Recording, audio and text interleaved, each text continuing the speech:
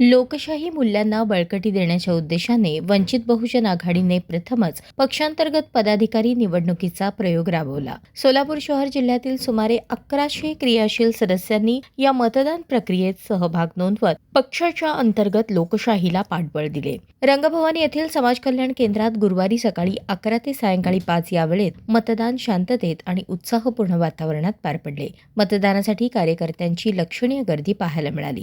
या निवडणूक प्रक्रियेनंतर 2 ऑगस्ट रोजी वंचित बहुजन आघाडीचे राष्ट्रीय अध्यक्ष ॲडव्होकेट बाळासाहेब आंबेडकर यांच्या अध्यक्षतेखाली प्रदेश कार्यकारिणीचे अध्यक्ष तसेच 12 संघटनात्मक सदस्यांच्या निवडीची घोषणा केली जाणार आहे। पक्षांतर्गत लोकशाही अधिक सक्षम करण्यासाठी आणि कार्यकर्त्यांना निर्णय प्रक्रियेत थेट सहभागी करून घेण्यासाठी ही निवडणूक प्रक्रिया राबवण्यात आली आहे, अशी माहिती निवडणूक निर्णय अधिकारी चंद्रशेखर मडिखांबे यांनी दिली। वंचित बहुजन आघाडी एक इतिहास घडवत आहे।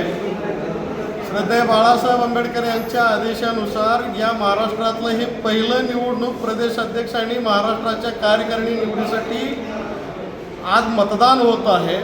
तुम्ही पाहू शकता अतिशय प्रचंड उत्साह या मतदारामध्ये आहे।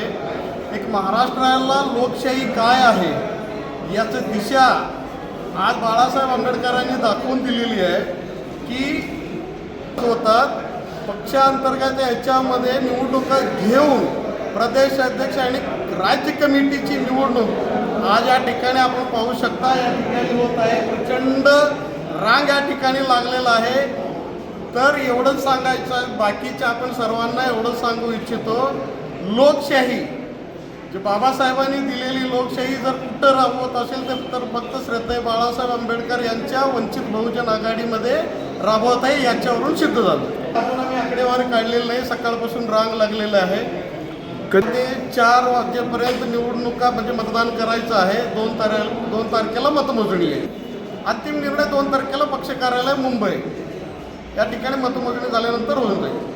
प्रदेश कार्यकारिणी सदस्यपदासाठी मी पण उमेदवार असून पक्षातील लोकशाही प्रक्रियेत सहभागी होण्याची संधी मिळाल्याचा आनंद असल्याची भावना माजी नगरसेवक रवी बॉस गायकवाड यांनी व्यक्त केली। वंचित बहुजन आघाडीचे राष्ट्रीय अध्यक्ष बाळासाहेब आंबेडकर यांच्या नेतृत्वाखाली हे निवडणूक होत आहे। या निवडणुकीच्या प्रक्रियेमध्ये 3 उमेदवार प्रदेश अध्यक्षासाठी आहेत। एक पाटोळे, एक जाधव आणि एक साळुंखे हे प्रदेश अध्यक्षासाठी आहेत। बाकीचे 25 आहेत। त्या 25चे नावं मी काही सांगू शकत नाही, पण मी स्वतः एक उमेदवार आहे, रवींद्र कश्यप गायकवाड म्हणून, आणि स्वतः मला मतदान केलेलं आहे।